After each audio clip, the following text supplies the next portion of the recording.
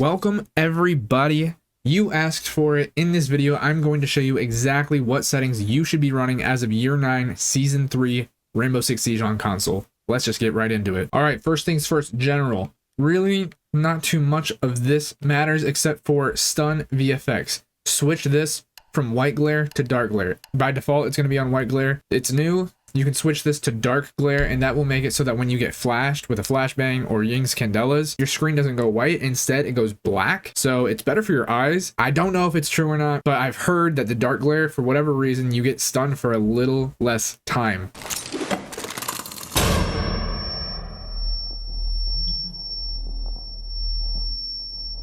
Give it a try. Either way, I prefer dark glare. Cycle inside camera groups. This is totally up to you. I have mine set to off. That way you can just cycle through every single camera individually. Diffuser pickup. This is very important. By default, I believe it's on automatic. Switch this to both.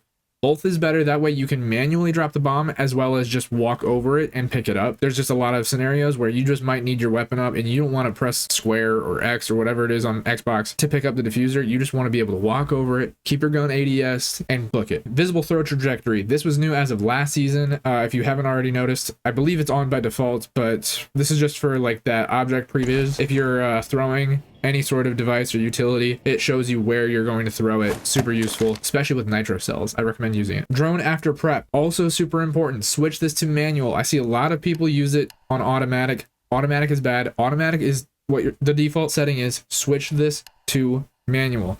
This means that when you're droning, at the end of drone phase, it'll automatically kick you out of your drone, no matter where your drone is at. That's not good, because if you're running away from an enemy with your drone, but then you get pulled out because it's action phase, your drone is just going to get shot. This way, you can at least put your drone in a safe spot where it's not going to get shot, because you need your drones. You need your drones on attack. Super important. And then everything else after that on general is pretty much just common sense. Match replay so that you can watch your matches back. Crossplay, you want that on. Crossplay communication, you want that on if you want to play with crossplay. All right, next up, we got HUD. Very important. I have mine on custom, obviously, and you will see why. Compass. Have your compass on. It's at the bottom of your screen, right in the middle, but put it on simplified. By default, it will be on advanced. Put it on simplified. It'll make it just a little bit smaller. It won't give you all of those little details on the compass, but everything that you need will still be there. Current location, leave that on. Location pings, I would turn that off. Contextual pings, off. Opponent pings, off. Objective markers, off. Elimination markers, off. Don't need those.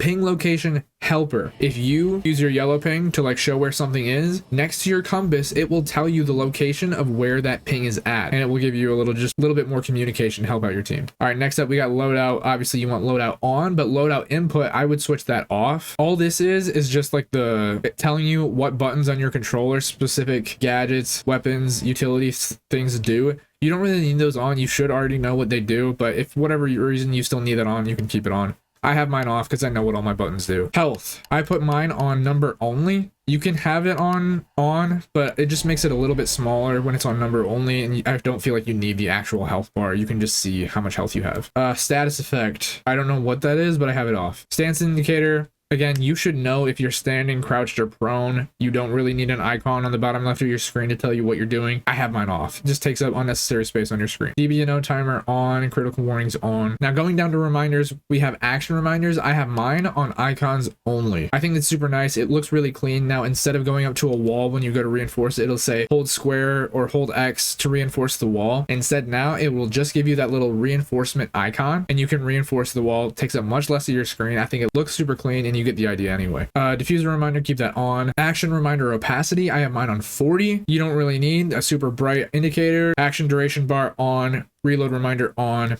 and general reminders on. For reticle and environment, I have everything on. And then match information, I have everything on except for bans. You don't really need the ban reminders at the top of your screen. Finally, on HUD, we have other. Gameplay warnings I have off, operator cards on, observation panel on, voice chat indicator on, and operator guides I have set to off. And that will take us over to audio. Now, audio is very, very important in this game, and trust me when I say these settings are very important. The only thing that's really important here, I mean, if you like having subtitles on, I don't think it's necessary specifically for this game. Normally, I do have subtitles on for video games, but for this one, I just don't think you need them. Dynamic range. This is the most important sound setting in this game. In fact, it might be one of the most important settings, period, in this game.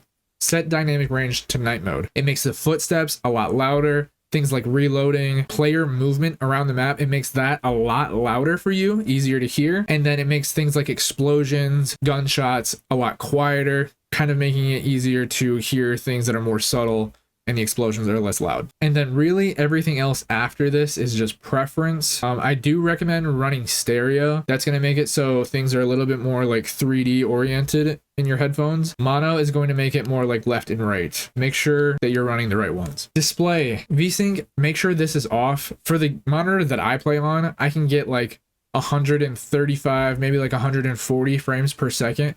When I have VSync on, it caps that at 120. So I have VSync off. Graphics mode, super important, super important. Prioritize performance. Prioritize performance always. That will make it so that you get more frames per second. The resolution might be not as pretty, but you, in this game, Siege, we don't really need graphics. Prioritize performance. Prioritize performance always. Field of view. Now this is super important, but it is based on your preferences and how you play Siege. If you're playing on a monitor that's super close, I recommend going as high field of view as you can.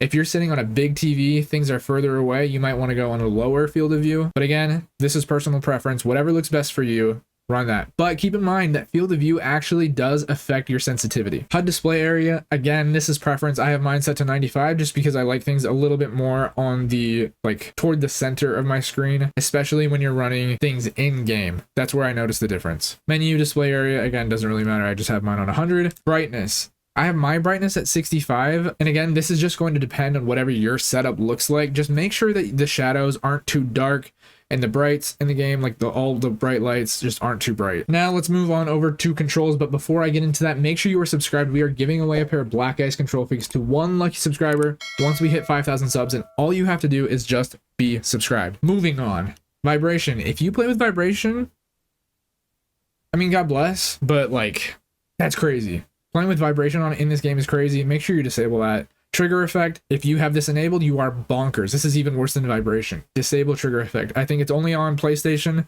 It makes it so it's harder to pull the trigger. I don't know why you would want that. Disable it. Gadget deployment, put this on advanced. Drone deployment, put this on advanced. Leaning behavior, alternate. I don't know how you could play it any other way, genuinely. Now, I'm going to give you my controller layout, and I believe this is the best controller layout possible. Let me show you. I shoot with R1. That's the big difference. I shoot with R1 and my secondary gadget is R2 or right trigger. I know a lot of you are thinking, whoa, what? You shoot with R1? Trust me, the response time on R1 or the bumper is so much quicker than the trigger. And you can spam this way faster than you can spam this. It's just like way quicker to just press this button down. It's essentially like having a pro controller. So if you do end up running that, you have to move some other buttons around. And I have found the best way to do that. Shoot with R1. Secondary gadget is R2. And then your primary gadget is circle. And then proning, crouching is L1. I promise this is the best setup because now you can also be in a gunfight. You can be aiming, shooting, and prone and crouch without taking your thumbs off of the thumbsticks. This is the best way to do it, I promise. And essentially, if you want to move your controller inputs, all you have to do is just go into the customized controller inputs. Pretty self-explanatory. Look inversion, disabled. Controller rotation, I have mine on classic. I think anyone who has been playing this game for an extended period of time or just at all should be playing on classic. Vertical sensitivity, I play on 50 and I have horizontal on 100. Left stick and right stick dead zones, that's going to be completely up to you. I recommend playing as low as possible. That'll give you just better input time. I have pretty bad controller stick drift on my left stick, so I have that set to 5. My right stick is not as bad, so I have that on 1. L2, I have mine on 0. That's my aiming button. And then R2, I have mine set to 5. I could have it set to 0. But I've noticed that like since I play like this, my middle finger rests on the R2 button. And if I don't want to like accidentally nitro cell myself, I just have it set to 5. And then like even if I'm resting it on there a little bit, I won't blow myself up. So that's nice. All right, controller ADS sensitivity. Now, if you want to just copy mine, that's totally fine. Really, the only ones that matter are the first two. However, I do think it is important to find out what sensitivity is right for you specifically. And you need to be able to figure that out. So if that's something that you want to do, let me know and I will make a video on how you can find the right sensitivity for you. But everything else, I have 33, 35, 37, and I don't really use these optics at all.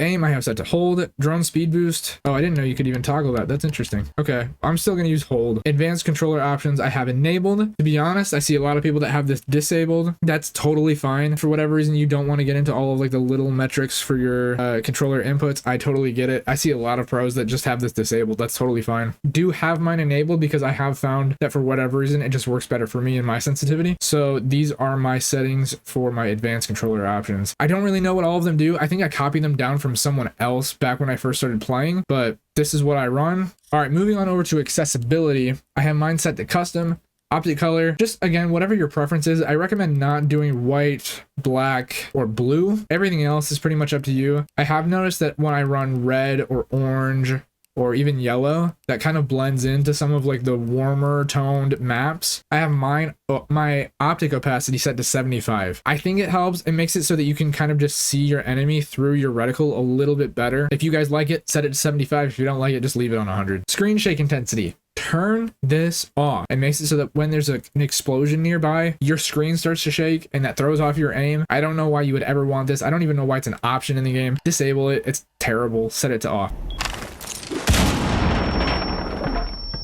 Same thing with motion blur. This is a new setting as of this season. Make sure motion blur is off. Now, when you get shot, you will not flinch. Instead, now there will be like a blood animation on your screen. I think it's a lot better. It doesn't mess with your aim at all. Stun VFX, like I said, set that to dark glare. Team color, honestly, you could change this. I've heard people say that you should put your team color on red and the enemy team color on blue because blue is easier to see. However, I've been playing this game so long with blue and red that at this point I cannot switch though. Like blue is always going to be friendly team, red is always going to be enemy team. I cannot switch that in my brain. I'm sorry, I'm not even going to try. But that will take us to the end. If this helped you out at all, drop a like on this video and share it with a friend who needs to change their settings. We all have that friend and you know who it is. Make sure you're subscribed. I stream every Monday, Wednesday, and Friday at 9:30 p.m. Eastern time. I would love to see you there. Come say hi. Take care, everybody, and God bless.